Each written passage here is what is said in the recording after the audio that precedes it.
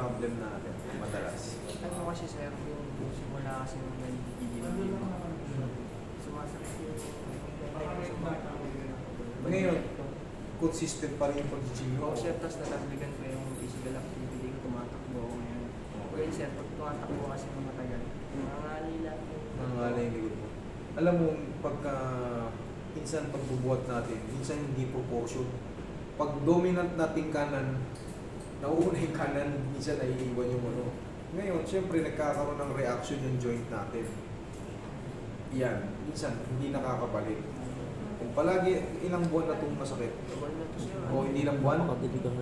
Taon na. Pinamassage ko na siya, nawala naman po. Kaso pag kahit mga pen ko. balik siya. Kailangan talaga meron tayong, kaya merong instructor dyan sa gym. Kaya meron mga spotter na tinatawag. Para pag inangat mo, proportion. Sila binibigyan nga eh. Tsaka Ganyan lang, nagkakatayuan isa lang. naman.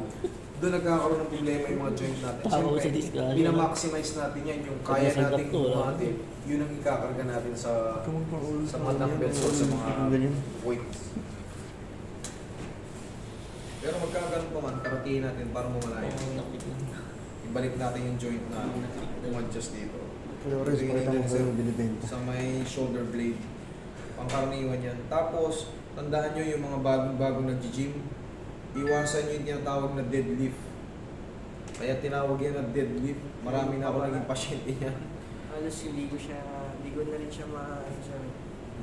Dahil natatakot na ako dahil Oo, nakakatakot. humina yung grip ko ba? Parang Correct. magbubuhat ako. Kung kayo ay mga hindi professional na kailangan meron kayong mga spotter. Tsaka kailangan alam nyo kung hanggang saan yung limitation nyo sa bigat. Kasi yung mga yun talaga meron yung pumunta sa akin sa kliniko. Pinagalitan ko 19 years old, nakaganon. Naka-letter C na bakit? Nag-deadlift, payat pa naman. Tinesting ka agad mag-deadlift, hindi nag-basic muna. Yung mga dumbbells, mga ganun-ganun ng paunti-unti. Delikado yung deadlift na yan, hindi yan advisable sa mga Ang mga nagde-deadlift yung mga nakapag yung mga build na yung katawan. Mas maganda mag-deadlift yung mga ganun. Pero yung nagsisimula ka pa lang, magsisimula ka kagad sa mga matitinding mga pagbubuhat. Wag nyo gagawin yan, ikalulumpo nyo lang yan. Kahit marami na kaming ganito na nag-a-adjust, pero siyempre kayo pa rin ang magdudusa. Kailangan proper, step by step, huwag kayong maglakaw. Lalo sa mga gym, kasi nga, hindi yan biro. Pag nalumpo kayo, wala. Malaki yung katawan nyo, may naging pasyente ako niya. Ang laki ng katawan, kaso, baka ganun. Dagdag yung tangiliran.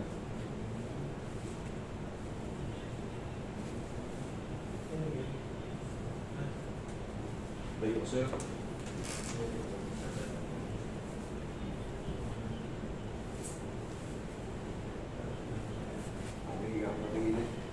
Kung gusto mong bumilis lumaki yung chest mo, daanin nyo muna sa push-up. Push-up and planking. Planking para dito. Push-up kayo ng push-up kahit 30 to or 20 a day. Chest. Bilis lumaki. Hindi nyo mapapansin. May build na yung ganyan.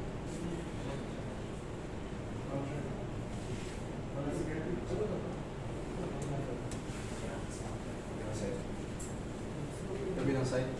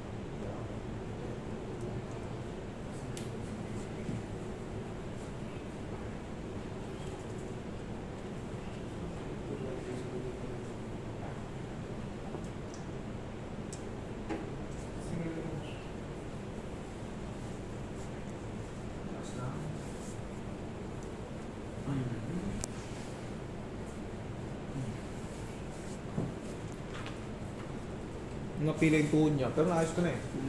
Ihaya ko pero. Problema. Ayaw siya pagtawa yung ano. Taas mo ba lang? Kamay sa dyan. Nag-isip siya. Kamay niya.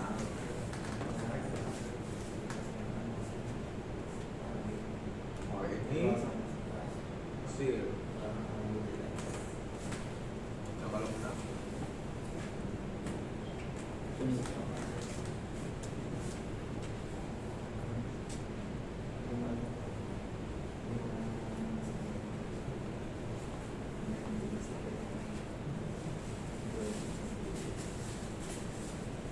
Okay po ba?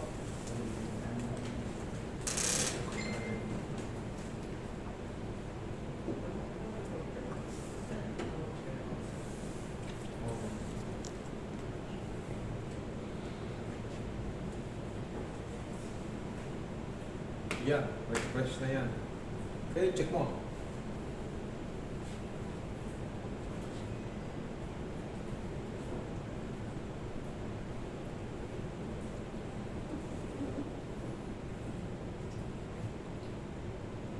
Wala.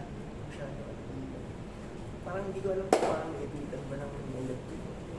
Ngayon, okay na. May matitira pa dyan. Actually, may matitira pa dyan konti. Pero hindi na siya Hindi na siya, ano. Ayun nga sabi mo, may matitira dyan. Bakit? Yung pinaka-trauma, siyempre, parang gano'n lang yan.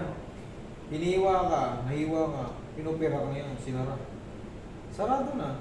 Pero pag pinilit mo yung gilid, meron pang pain kasi hintayin pa natin maghilom yun ng todo. Okay? At least, kaya na. Ha? Thank you. Huwag ka, pag maliligo, hapon na. Hapon na. Ay, gabi. Gabi na. Thank you. Di ba?